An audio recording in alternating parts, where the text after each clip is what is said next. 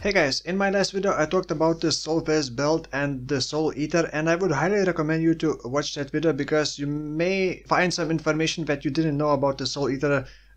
Because I want to keep this video short, and in this video I want to mainly, show how some skills look with the insane attack speed. I'm talking about 1000, 2000, even more attack speed or cast speed. And I also want to talk about, I'm gonna be remaking this build into more of a spellcaster because I wanted to play with Infernal Blow, and this kind of works, but at the start of the map I feel very squishy and weak, and I'm using Abyssus and I don't have much life, and attacks may not be the best.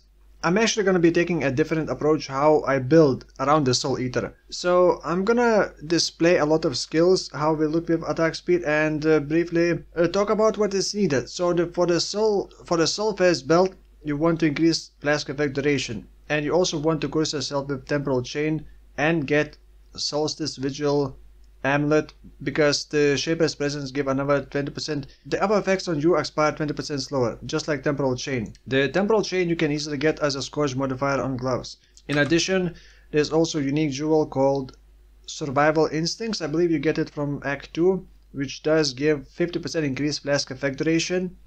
And then you get some flask effect duration on the passive skill tree and a bunch.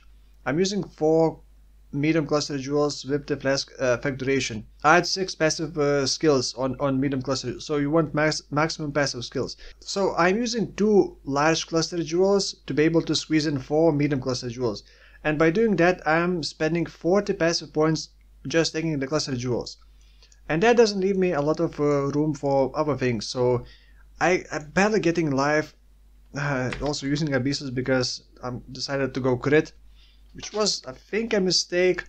For this build I am using Onigoroshi because when I gain her Embrace, it grants me 123% of sword physical damage gain as extra fire, which is great, unaffected by Burning Ground, immune to freeze, chill and ignite, gives me attack speed, cast speed and movement speed. So I'm getting speed, I'm getting immune to freeze, chill and ignite, which is great. Unfortunately not against the shock. But all enemies basically die before they can even react to you. The Soul Eater, by the way, is 5% increased attack and cast speed per one soul. So at let's say 200 souls, which is very easy to get, you are getting 1000 already. And sometimes you stack like 400, 500, 600, even more souls. So imagine the attack speed. At some point you're gonna be attacking or casting so fast that you don't even have animation anymore. You're standing and stuff is happening. It's really cool. It's very addicting. It's not too expensive to build around it. Like I said, you just need the Soulthirst build, the Temp Chain, the Solstice Vigil, which is I believe like 20c. Yeah, around 10-20c depending on rolls. The cluster jewels could be expensive because you want increased flask effect duration, but you also want to roll 35% effect, which is only on an item level 84 medium cluster jewels, to be able to roll 35% effect. Rolling that effect is not difficult, and you only want that 35 effect. You don't want any other passives. And I'm going Jug because when you curse yourself with Temp Chain, you don't want to be slowed down. So you either go Jug or you use Calm's Root. And I went Jug this time because I wanted to be a bit tankier. By the way, I saw a video. You're gonna be asking, have I seen the video with Flicker Strike? I didn't like Flicker Strike. It also looked kind of squishy. Running Abyssus with barely 4k HP and flickering. And I thought I can make it a bit tankier by going Jug with the Unstoppable and the Endurance charges and other shenanigans, but it just doesn't feel good at the start of the map. It's still not tank enough to survive like higher tier maps. I was doing like tier 9.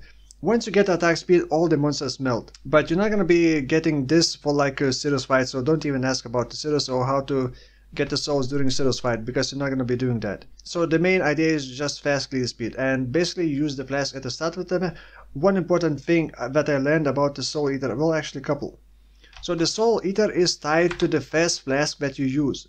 So you want to use your longest duration flask first. And by the way, you want to flask like that, I guess. You roll increased duration, preferably up to 40% increased duration on a flask mode, and then use enkindling orbs to try to roll up to 100% increased duration. So I managed to roll 91 increased duration on this one, so it's pretty nice.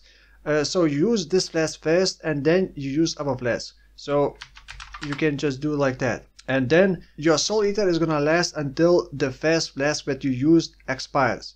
If you use the wrong flask first, then the Soul Eater is gonna be tied to that flask. You cannot refresh Soul Eater, you cannot gain a new Soul Eater until you lose your souls and Soul Eater first.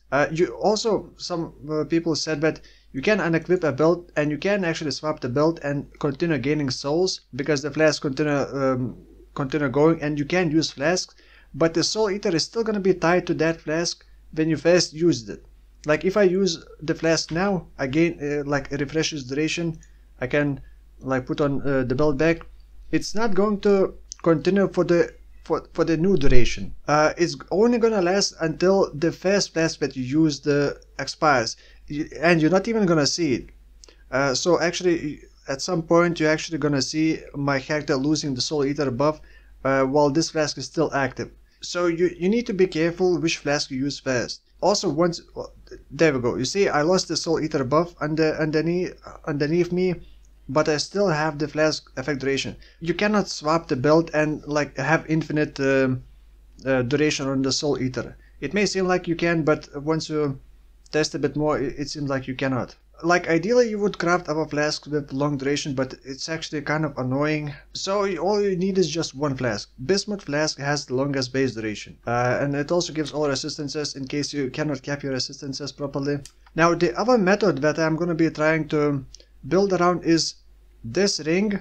Use temporal chain inside it. This is, by the way, just level 1 while I was testing. And then use Supreme Ego, because we learned that Supreme Ego, it says auras from your skills have 50% more effect on you when you turn temporal chain into aura with blasphemy. It also affects you. The other effects on you on cursed enemy expire slower is also going to be boosted by Supreme Ego. I don't want to get into math and how it's calculated, but through a lot of calculations, I learned that it's more efficient getting increased curse effect than getting more flask effect duration.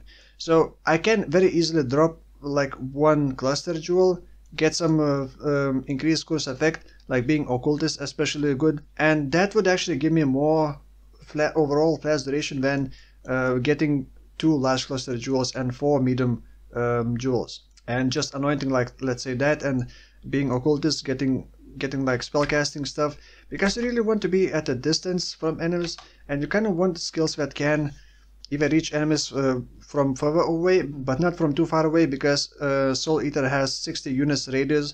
If you kill enemies outside of it, you're not gonna be getting souls. Before you say, I should have mentioned that at the start, but there's so much to mention, I cannot squeeze everything at the start. Vaal skills do not gain souls during Soul Eater effect. So, for example, you would want to use Vaal Breach, drop Vaal Breach, get a bunch of enemies against the boss, eat all those enemies, and then kill the boss fast. But how do you charge Vaal Breach while you are unable to get souls for the Vaal skill? You may try using like Soul Catcher Flask. I don't know about that. I haven't tried it. Don't want to think about it. You may discover something through testing yourself. I haven't finished planning like the Occultist. Not even sure if I want to go Occultist. I kind of want to play with the Explosive Arrow. It looked really good using Explosive Arrow. The skills that I have tested, should have mentioned that at the start. Galvanic Arrow with Barrage Support Gem, Molten Strike was kind of meh. Explosive Arrow and Storm Rain with GMP. Explosive Arrow seemed really good. It does gain quite a lot of damage at the start, and at 20 fuses it does a lot of damage. I tried all the ballistas, didn't seem good. Artillery ballista look cool, but other than that, I don't know. Spectral Throw and Reeve. Spectral Throw looks like a chainsaw when using normal without MTX, and MTX just kills FPS very much. Frostblades, Lightning Strike, kind of meh. LA Hit with bows and Vaal Strike. LA Hit was also kind of meh. I kind of expected it to scale almost like an Explosive Arrow, but it did not seem that good. Vaal Strike is maybe interesting. Explosive Concoction, I tried that, but I was still not too interested in that. Shockwave Totem still seemed bad, although it does look pretty cool. Now, Bone Shatter with Mantra of Flames. Mantra of Flames still works with the Bone Shatter. If you didn't know, each Bone Shatter trauma stack gives you like a separate buff. So Mantra of Flames just gives flat fire damage per buff. So that works. Then I tried Firestorm. and Penance Brand, Winter Orb, and Body Swap. Penance Brand could be interesting. I'm not sure how viable it's gonna be, but it has some crazy cast speed. Winter Orb, we watched another video with Winter Orb Occultist. It seemed alright for clear speed, but single targets seemed pretty bad on a like tier 8 map. So I don't think that Winter Orb is in a good spot for this, unless you just want a clear speed. I don't know. The Body Swap is like a spell version of Flicker Stack if you want to get motion sickness. Well, Toxic Burst, I did ramp up to like 80 stacks. Anomalous Kinetic Bolt. So Anomalous Kinetic Bolt actually gains attack speed from your cast speed, and you are getting both attack speed and cast speed. So basically you are double dipping into getting attack speed with Kinetic Bolt.